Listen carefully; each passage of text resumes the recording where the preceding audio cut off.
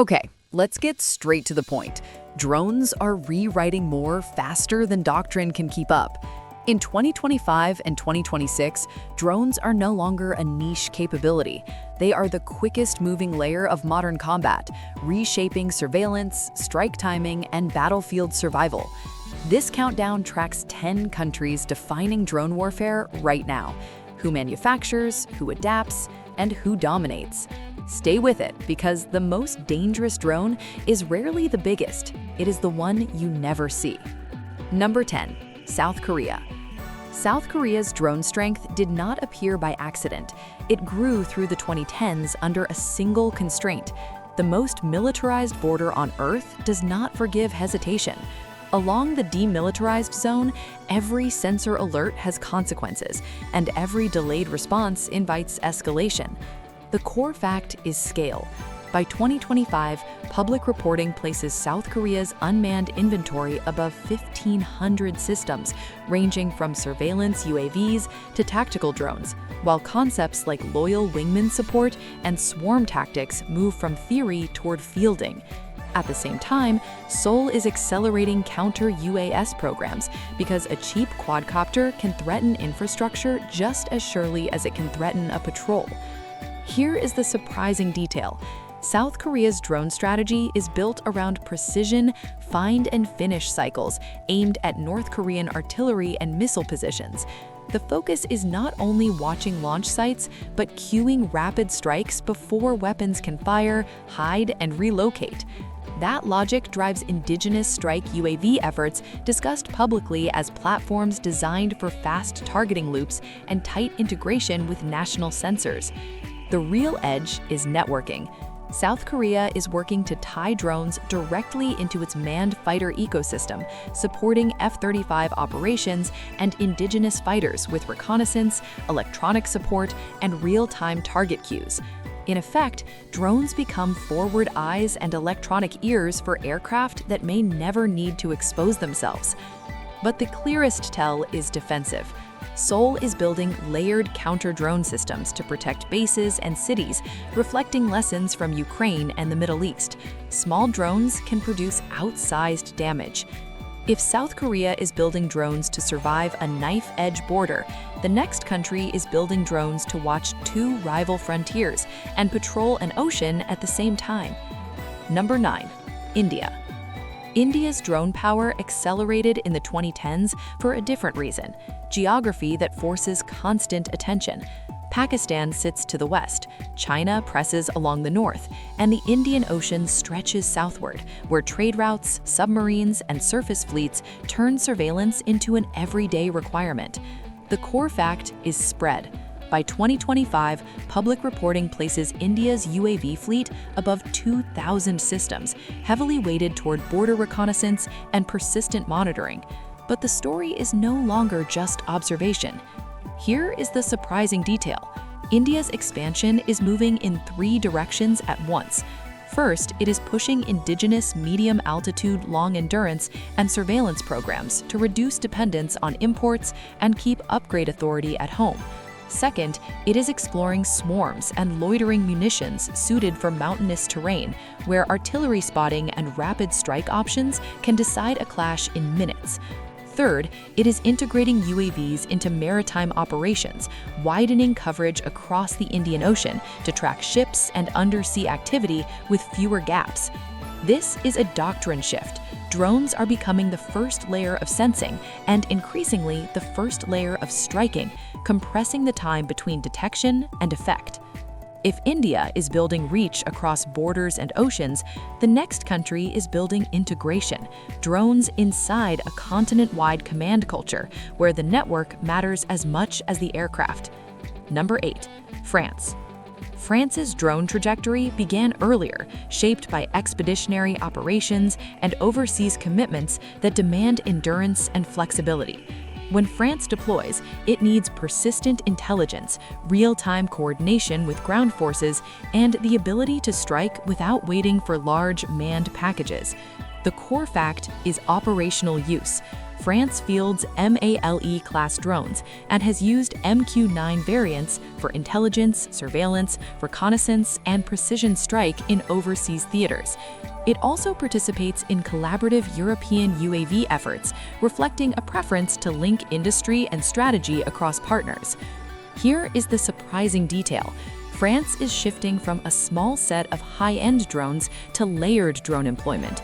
Alongside long-endurance platforms, it is experimenting with loitering munitions and small tactical drones for artillery adjustment, urban awareness, and rapid target handoff. The lesson from Ukraine is blunt. The drone that changes a fight is most likely a cheap quadcopter that finds a target and guides artillery, not a large drone carrying missiles. France's advantage is doctrinal integration. Drones are tied into manned aircraft, ground fires, and alliance command networks, so information moves faster than the enemy can react.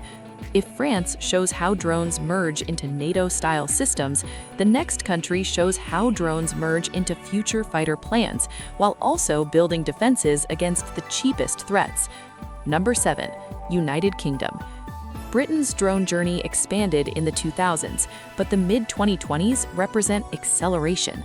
The UK is moving beyond limited expeditionary drone use toward a force posture that treats drones as both an offensive asset and a defensive vulnerability. The core fact is modernization. Britain is introducing the Protector RG Mark I, exploring loyal wingman concepts linked to future combat air programs, and investing heavily in counter-UAS capabilities. The direction is clear: more endurance, more autonomy, and more protection against small, hard-to-detect threats. By 2025, counter-drone thinking increasingly emphasized layered defense: sensors, jammers, kinetic interceptors, and rapid recovery, because any single method fails once adversaries adapt. And that's the pattern interrupt. The better drones become, the more every country must build anti-drone systems. Drone warfare is creating its own arms race.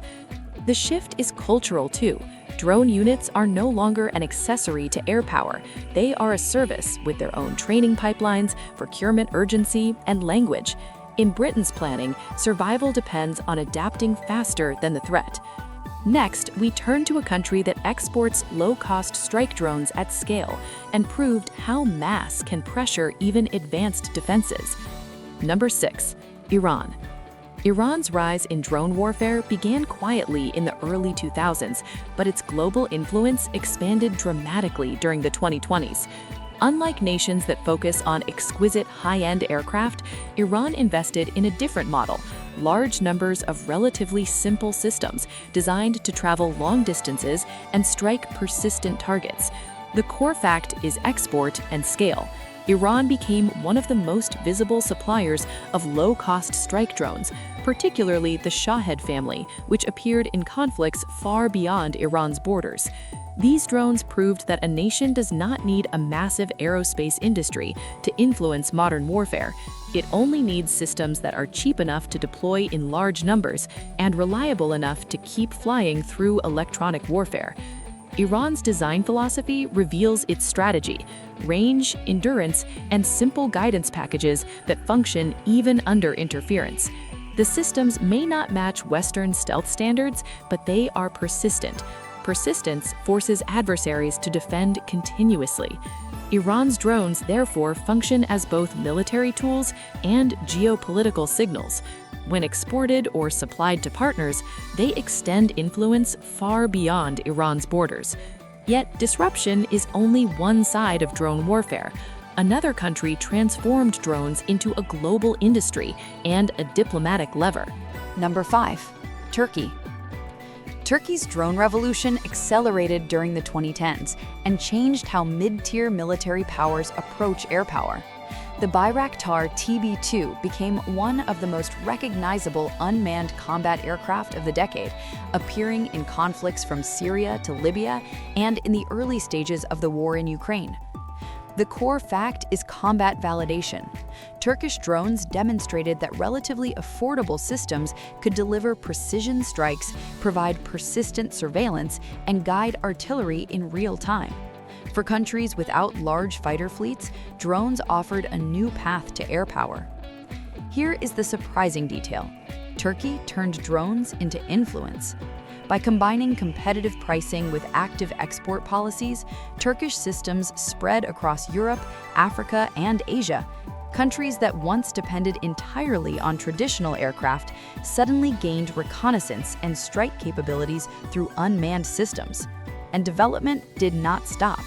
Reports through 2024 and 2025 describe upgrades involving improved autonomy, enhanced targeting algorithms, and better coordination among multiple drones operating simultaneously. The direction is clear. Fewer operators control larger groups of drones. Turkey's approach reflects a broader shift. Air power no longer belongs only to nations that can build fleets of advanced fighters.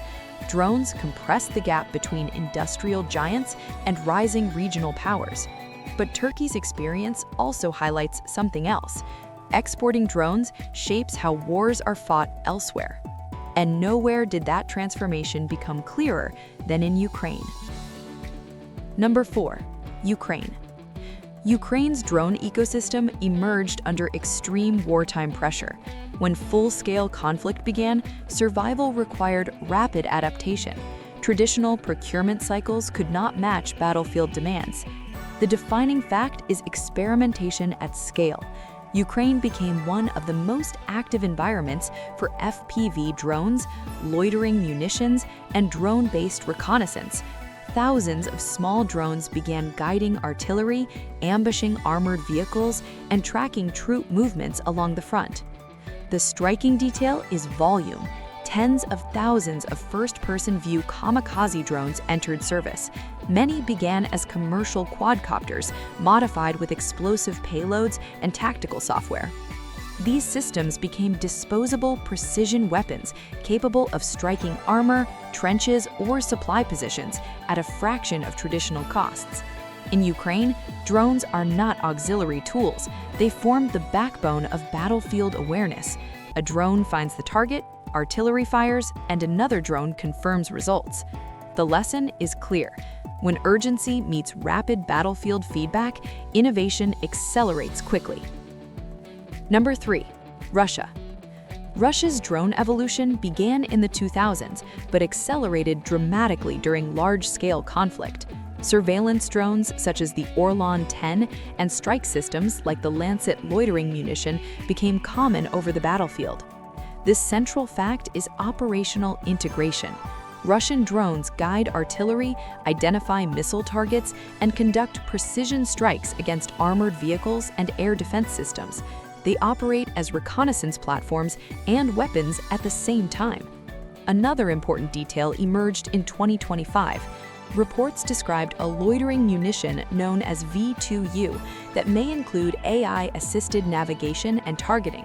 Ukrainian intelligence suggested these systems were launched in large numbers daily, sometimes dozens at a time, with battlefield data used to refine future versions. This signals a clear shift. Autonomy is being tested in real conflict rather than controlled environments, where electronic warfare and jamming challenge algorithms. Loitering munitions also solve practical problems. When artillery supplies fluctuate, drones provide precise strikes. They can patrol for extended periods, waiting for targets to appear. This persistence creates constant pressure across the battlefield. Number 2. Israel. Israel's drone legacy stretches back decades. By the 1980s, Israeli forces already understood that unmanned aircraft could transform reconnaissance and strike planning. Experience remains the key advantage. Systems like Heron, Hermes, and Harop are integrated into intelligence networks and operational planning. Drones shorten the time between detection and action, making them powerful decision accelerators. Number 1. The United States. The United States began experimenting with military drones in the 1990s and expanded their use during conflicts in the early 21st century. Over time, drones evolved from simple reconnaissance tools into central elements of modern warfare. The defining fact is scale and diversity. The United States operates the world's largest military drone ecosystem, with more than 13,000 systems across multiple categories. These range from small tactical quadcopters to long-endurance surveillance platforms, capable of remaining airborne for many hours. Another striking detail is procurement. By 2025, officials described programs aiming for tens of thousands of additional unmanned systems, with long-term plans potentially reaching far higher numbers. This signals a doctrinal shift. Drones are no longer rare assets, they are becoming routine, even consumable equipment. The American approach emphasizes networks. Satellites, sensors, and secure data links connect drones with aircraft, ground units, and command centers, allowing information to move from detection to decision. Defense has become inseparable from offense. After more than 170 drone attacks targeted U.S. bases in the Middle East between 2023 and mid-2024, counter-drone programs expanded quickly. Drone warfare is no longer experimental. It now forms the foundation of modern conflict.